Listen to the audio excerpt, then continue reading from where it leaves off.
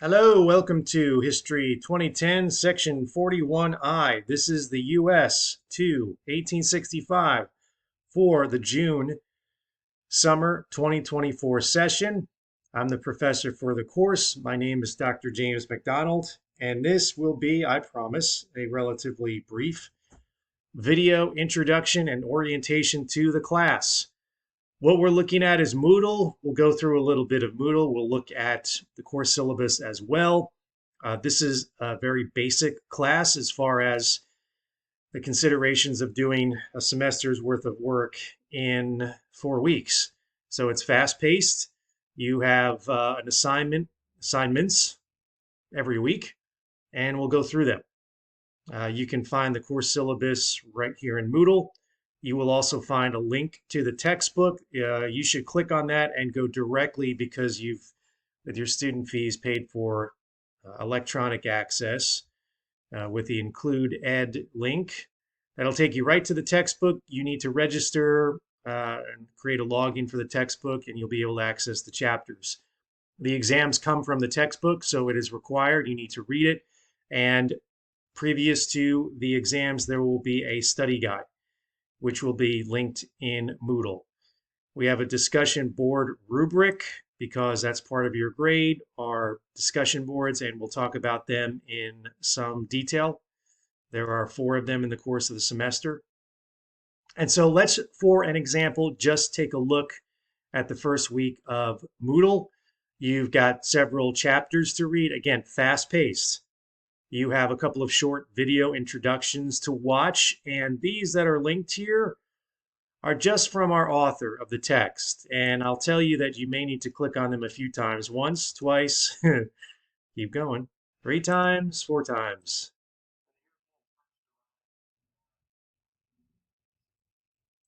Okay, that friendly looking gentleman is our textbook author, Professor Shai, and these are very short videos. You don't need to do anything with them, and they are optional, but in the past, students have told me that they are helpful to kind of give you a good brief introduction to the subject matter. You have a study guide every week. I think I may or may not have pulled that up. Well, we'll click on it. Put it in the download there, and there we go. Okay, your first exam is on the first 3 chapters of the textbook, so you've got study guide questions for each chapter. There are 50 study guide questions. There are 50 test questions. Pretty easy to figure out that that's what you need to do, is go through all of those as you're doing the reading. You have a discussion based on different sources. The first week is the Crash Course U.S. History. You might have seen them. You might have seen Crash Course videos in other subjects or disciplines. And you will need to watch the video. It's short. All of these Crash Course are, at least in history, are less than 15 minutes. So you'll link it there, and you'll answer the discussion there. So you'll click on Answer Discussion 1. Probably have done them in other classes. And you will, in 150 words minimum, make sure that you complete the assignment. And the directions are right here. I'll click on that, and there you go. This one says 200 words, but I'll be happy with 150 words, and that's fine. Students don't often pay attention to the instructions, so you'll submit a couple sentences, and you're not going to do well. So there are 4 of those in the course of the semester. I'm going to tell you 2 things about the discussions. Number 1, complete them in your own words. Maybe more than 2 things. Make sure they are at least 150 words.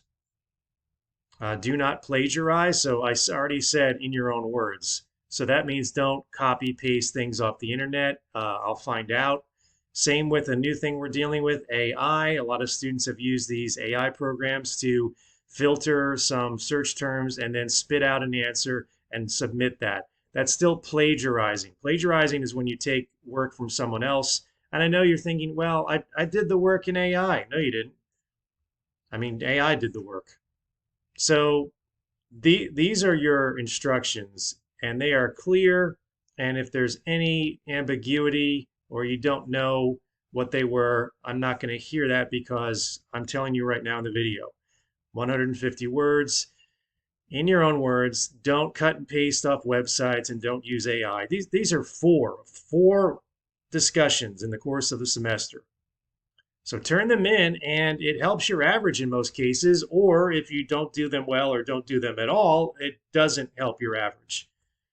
So let's look at the syllabus. So that's me reading the Riot Act about discussions. I wish I could tell you I spent a lot of time looking at the content and grading them based on the quality of the answer, but I spend a lot more time checking that they're not lifted from the internet. I hate that, but that's apparently what we're doing now.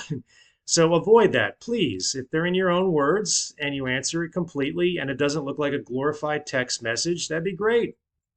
Easy to do and straightforward. Okay, going a little further along. Yes, let's look at the syllabus. I think. There we go. My example of each syllabus is very straightforward. It's the first session. There's my name. There's my office, although I'm not really going to be there. It's summertime. So the way you'll probably communicate with me is through email.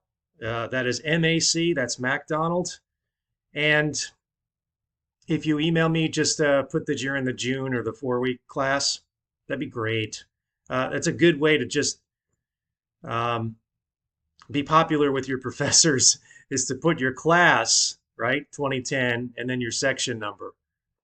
You know, a lot of students email you with, I'm in your history class. I'm like, well, you know, in the fall, I have 5, 6, or 7, sometimes more. And, you know, sometimes putting just the class number isn't enough. So if you put the section number, that's great. But, you know, June is fine too. Just so I know which class you're in, and I can deal with that more quickly. So we're dealing with everything in this class from the colonies to the Civil War, and we're using the textbook. You need to keep up with the readings. We've got 4 50-question exams. You'll have an hour to do them. And the exam questions come from the study guide. So these are not proctored exams. They are timed. The answers are scrambled. The question order is scrambled for each individual who does it. You need to make sure you have a good internet connection. The exams will be given Friday to Sunday. So they open Friday morning and they close Sunday at 11. Complete them on time. What we're going to do is drop the lowest of your 4 test scores. So we're going to count the best 3. So that's essentially it. The lowest grade of the semester for the exams will be dropped. So your 3 best test scores plus all of your grades from the discussions. So make sure you do those. Late submissions are penalized. This is not a free-for-all. This is a structured class. So they are due, the discussions, at the end of the day Friday, not Sunday, not the following Wednesday, not in week 4 when you're trying to turn in discussions from week 1. You're not going to get any credit, and don't ask. So I'll just save you that. We often fall into what's called I call the discussion dumps, where students just turn them in like, oh crap, I didn't do any all semester. Well, too bad. So every week, it's easy to remember. You have an exam and a discussion, and complete them. And this class is really straightforward. I mean, the syllabus, 5 pages. I don't give a lot of extra information. We have the required NSU links and information, classroom civility, attendance, things like that. And then you go down to the class schedule, and look at that. It fits on basically 1 page. So every week, exam discussion, until we get to the end of the semester. So there's your schedule. And then to complete the work, this is pretty obvious, I hope. You go to Moodle. And Moodle will have what you need to do. It's just you only complete it in Moodle. So little reminder of, oh, read this, watch the intro videos, complete the discussion. There's the exam. It's open from Friday the 14th to Sunday the 16th. And then we move on and do it all again in week 2. Very straightforward, very basic. Designed for students who maybe aren't really excited about our history class, but you need to take one. And I think this one, for those who are not, you know, really wanting to take a history class, will do well. And it's designed for you to succeed. Every week you've got the discussion instructions, the question you need to answer based on the video, and then you click there to complete it. You don't need to comment on your fellow students' submissions unless you really want to. It's not required, and if you do, that's fine. But make sure you're nice and civil and kind and all of that. So every week basically looks the same, except you have a different set of reading, different set of introductory videos, and a discussion on a different topic related to what we happen to be doing that week. So I think that's all I need to say about that. It's straightforward. Get started. Make sure you begin the reading. The book is, maybe not a page turner, but there are worse history textbooks, trust me, because we have to look at all of them to choose one for the university. So this one is straightforward, and you might be familiar with some of U.S. history, but not familiar with others. So it gives you a good background. And have the discussion done by Friday. Also have your study guide in front of you, maybe to, again, outline some of the things you're going to be looking for in the reading when you get to exam time, because you don't want to be obviously looking up answers when the exam starts, because when the exam starts, the clock is ticking and you've got an hour to complete the 50 multiple choice. So I think that's all I need to say for the video. I hope you enjoy the summer. Hope you enjoy this class and you get something out of it.